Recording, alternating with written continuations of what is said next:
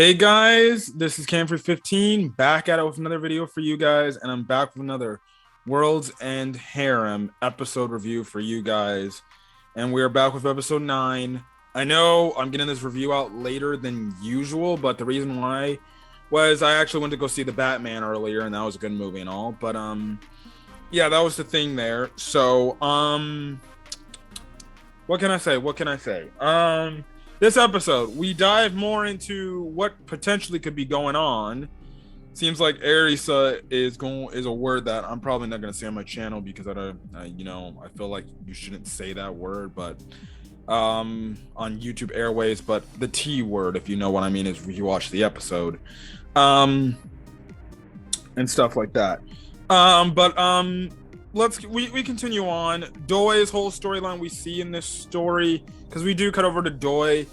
Well, Doi's just doing what Doi's doing. He's pimping all these girls up and stuff like that, and he's at the point where he just has free reign to do what he wants and everything, and he's having no regrets. Like, there's a part in the episode he's like, I do these girls like every day, and the more I do this, I have no regrets going back. So obviously a lot of people are fanboys of Doors. I understand that. And you just see him just doing it with all these freaking girls. He does it with the main school girls we've seen in the freaking bath. Literally. He freaking, like, literally at a montage where it's like he did it in the library. He did it with the nurse in the freaking in the nurse office. Which I was calling it. I'm like, bruh, come on, bruh. Look, I'm gonna be honest. I'm gonna be like, look, the nurse was hot. You had to do that. I won't blame on that one. I'm like, the nurse was hot and she was asking for it. Let's be honest. And heck, dude, you have in the next scene, girl, literally, doing it in the middle of class right then and there. Like, I guess you can say sucking them off. In the middle of class, under the desk. I'm like, just imagine if you're well, actually, I'm not gonna just imagine that, but it's just saying, like, what if this was like real life society, and then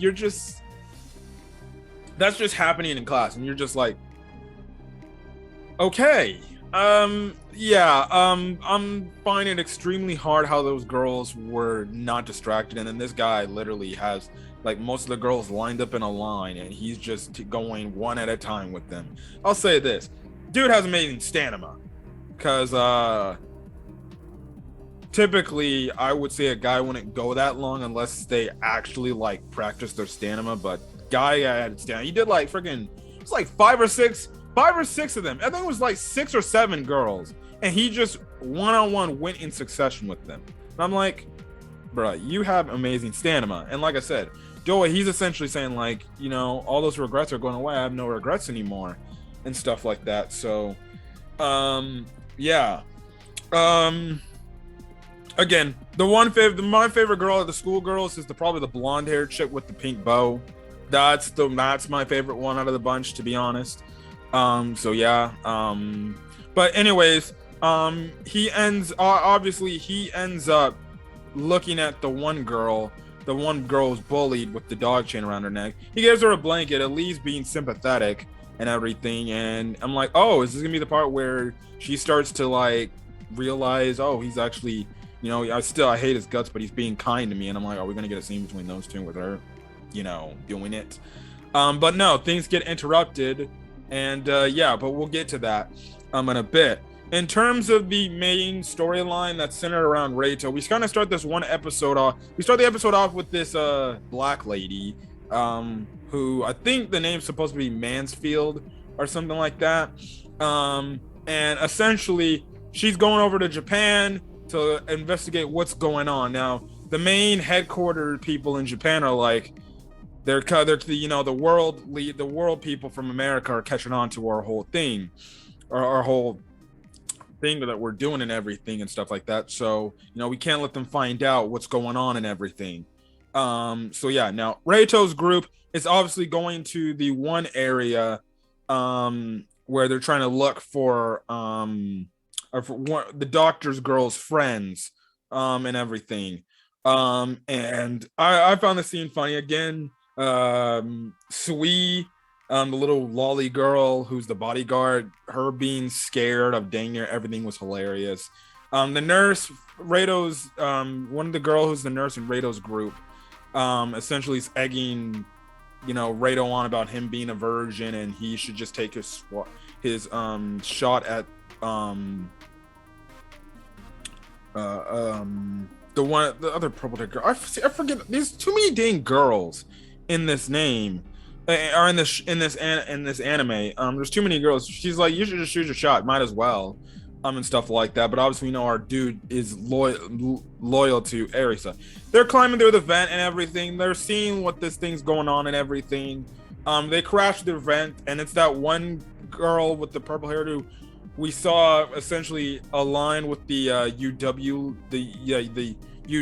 leaders in that one headquarters room in Japan. And she's like, okay, time to take you guys out. But then we see this special agent force take them out in one shot. And we see the return of a character, and that's the blonde-haired chick, Chole. If you remember, she tried to seduce our boy in the frickin' hot springs public bath, but he wasn't easily falling for the trap. But she returns, and she's actually is like a special agent, American agent, that worked for like the world headquarters of UW and stuff like that, and she's kind of on a mission and everything.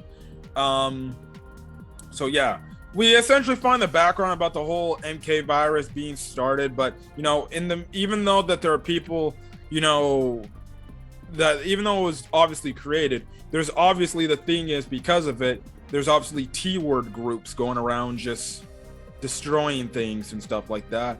And we get the image showing that Chloe tells Reito is the fact that, well, it seems like Erisa, the person you care about, she's in these T-word groups, essentially just destroying things and killing people and stuff like that. Now Reito can't believe it, because he remembers the flashback. He's like, how could Erisa, turn into somebody who was so kind into essentially a killer, I guess you can say.